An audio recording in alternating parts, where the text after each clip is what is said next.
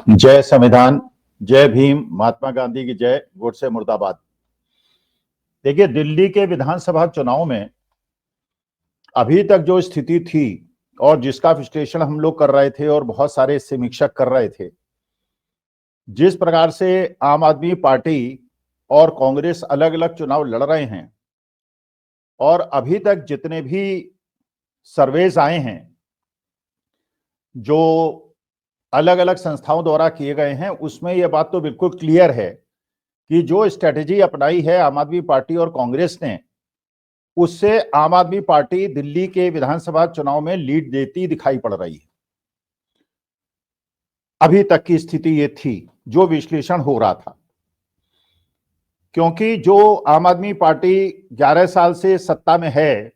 उसके खिलाफ एक एंटी इनकम्बेंसी थी। जनता के अंदर, वोटर्स के अंदर एक ऊब हो जाती है जब कोई पार्टी लंबे समय तक सत्ता में रहती है। तो यह भी बात बिल्कुल सही है कि आम आदमी पार्टी के बड़े कट्टर समर्थक भी हैं और कुछ लोग ऐसे जरूर हैं जो आम आदमी पार्टी के साथ थे और अब आदमी पार्टी के समर्थक नहीं है, लेकिन ये लोग भारतीय जनता पार्टी के साथ जाने के लिए भी तैयार नहीं है। लेकिन अगर कांग्रेस चुनाव ढंग से न लड़ती और अपने अच्छे नेताओं को, बड़े नेताओं को चुनाव में न उतारती, तो ये लोग मजबूरी में या तो वोट डालने न जाते या भारतीय जनता पार्टी को वोट दे देते, जिससे कि आम आदमी पार्टी का नुकसान होता। लेकिन जिस प्रकार से इंडिया गठबंधन के करीब करीब सारे दलों ने, अखिलेश यादव ने, तेजस्वी यादव ने भी इनडायरेक्टली, ममता बनर्जी ने, शरद पवार ने, उद्धव ठाकरे ने आम आदमी पार्टी का समर्थन किया, उसका मतलब यह है कि मकसद यह है कि जहां पे जो पार्टी मजबूत है उसको जिताया जाए विधानसभा के अंदर सारे ऑड्स के बावजूद, और तीसरा पक्ष भी ऐसा चुनाव लड़े जिससे कि उस पार्टी के खिलाफ जो वोट देने वाले ना हो वो भारतीय जनता पार्टी की तरफ ना चले जाएं। ये लगता है मेरे को स्ट्रेटेजी थी अभी तक,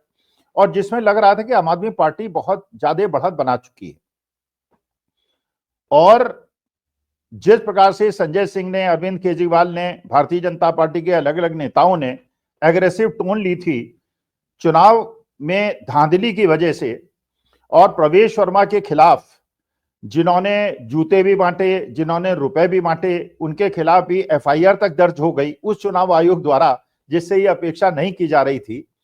इसका मतलब यह है कि अरविंद केजरीवाल और इंडिया गठबंधन और कांग्रेस की रणनीति काम कर रही थी। लेकिन अब एक नई सूचना मिली है, अब ये कितनी सच है ये तो समय बताएगा। वो सूचना ये मिली है कि जो अरविंद केजरीवाल और आम आदमी पार्टी का उदय हुआ था अन्ना हजारे के आंदोलन से, और उस आंदोलन में शीला दीक्षित के खिलाफ, कांग्रेस के खिलाफ, डॉक्टर मनमोहन सिंह के खिलाफ भ्रष्टाचार के बहुत सारे आरोप लगाए गए थे। जैसे वीपी सिंह ने राजीव गांधी के खिलाफ बोफोर्स में आरोप लगाए थे, और उसकी वजह से कांग्रेस, राजीव गांधी को भी नुकसान हुआ था, और जिसकी वजह से डॉक्टर मनमोहन सिंह और शीला दीक्षित की सरकार को भी नुकसान हुआ था। और शीला दीक्षित जो 15 साल से लगातार दिल्ली की सरकार में जमी हुई थी और उन्होंने दिल्ली में विकास कार्यक्रम भी बहुत सारे कराए थे, इसके बावजूद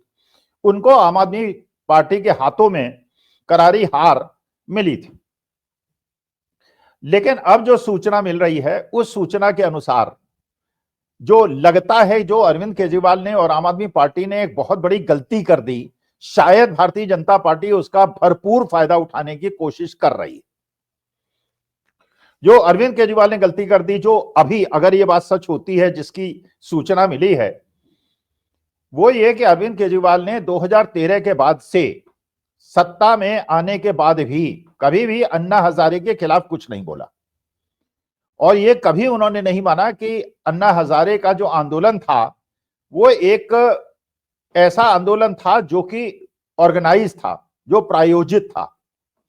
जबकि उस समय जब अन्ना हजारे जी का आंदोलन शुरू हुआ था तो जनता के अंदर और युवाओं के मन में विशेष तौर पर बहुत सारा उत्साह था। कैंडल मार्च हुआ करते थे रामलीला ग्राउंड पे, जंतर मंतर पे, कनॉट प्लेस में जब ये मार्च हुआ करते थे, हजारों लाखों की संख्या में लोग इकट्ठे होते थे। इसका माने लोगों को लग रहा था, नई पीढ़ी को लग रहा था ये महात्मा गांधी के टाइप का कोई नेता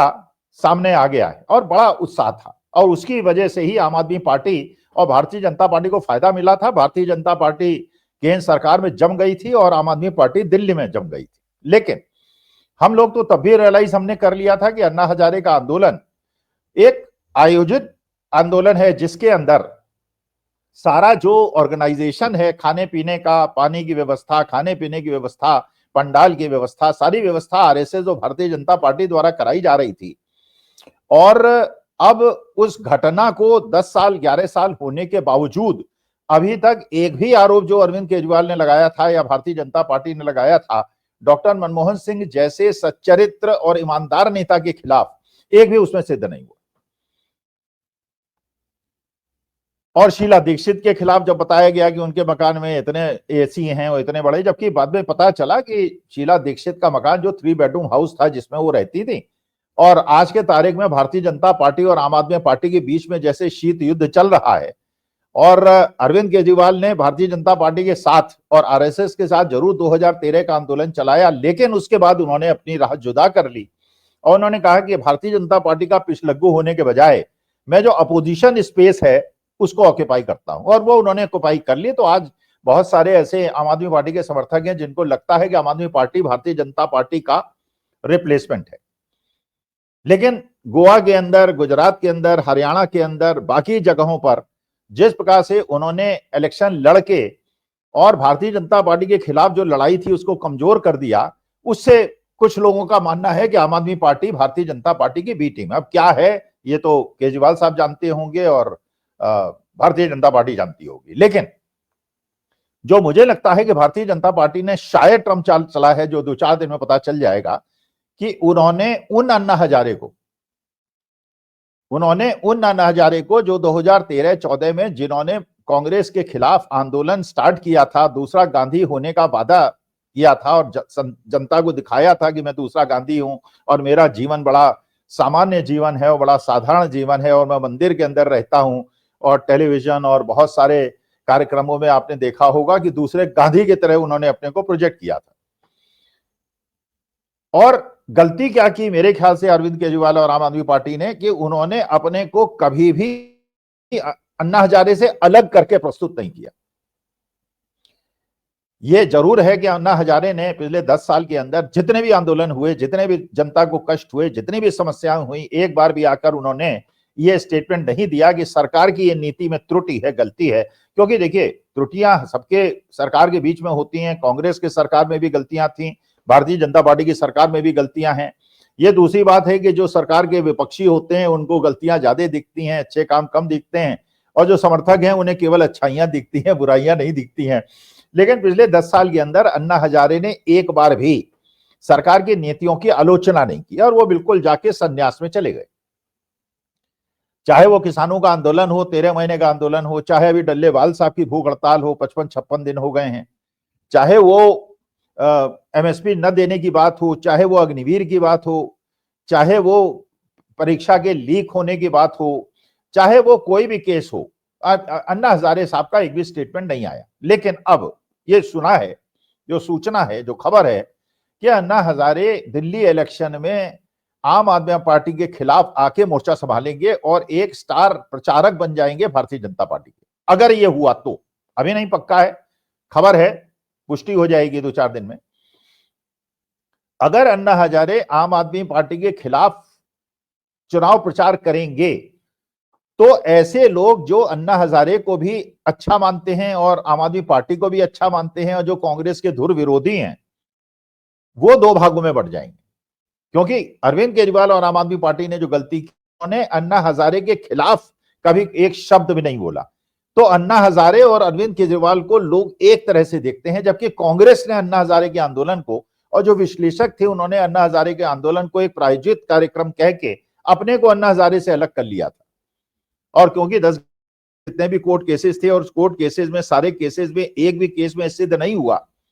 कि कांग्रेस की जितने भी 2G के, 3G के, कोल के, दुनिया भर के आरोप लगाए गए थे, उसमें एक भी आरोप सिद्ध नहीं हुआ। 11 रॉबर्ट वाड्रा के 11 साल हो गए, एक भी आरोप सिद्ध नहीं हुआ। इसका मतलब यह है कि जो उस समय ये विचार रख रहे थे कि अन्ना हजारे का आंदोलन एक प्रायोजित कार्यक्रम है और केवल कांग्रेस को सत्ता से हटाने के लिए कार्यक्रम है, वो तो एक साइड में हो गए, जो शायद आज की तारीख में कांग्रेस के साथ खड़े हो जाएं। लेकिन जो अन्ना हजारे और आम आदमी पार्टी या भारतीय जनता पार्टी के साथ थे, उन लोगों में से अब आम आदमी पार्टी के समर्थक दो पार्ट में डिवाइड हो जाएंगे, एक अन्ना हजारे के साथ चले जाएंगे और एक अरविंद केजरीवाल के साथ चले जाएंगे। तो अगर ऐसा हुआ तो यह भारतीय जनता पार्टी का मास्टर स्ट्रोक हो सकता है,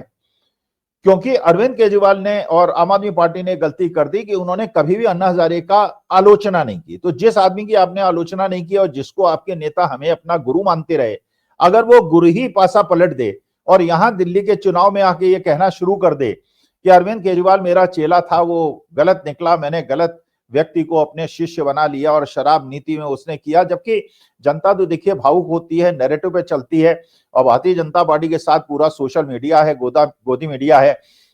वो उसको फैला देगा।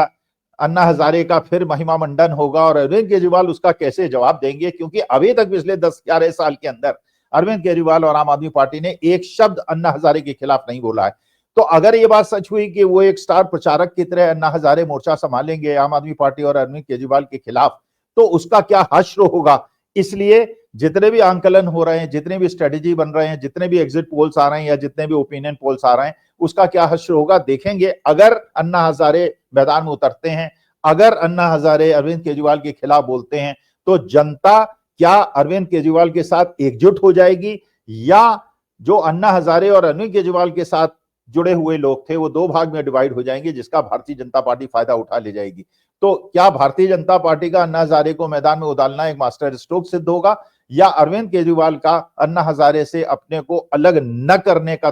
दंड उनको भुगतना पड़ेगा? ये 2-4 दिन में पता चल जाएगा। नमस्कार, धन्यवाद और प्रणाम।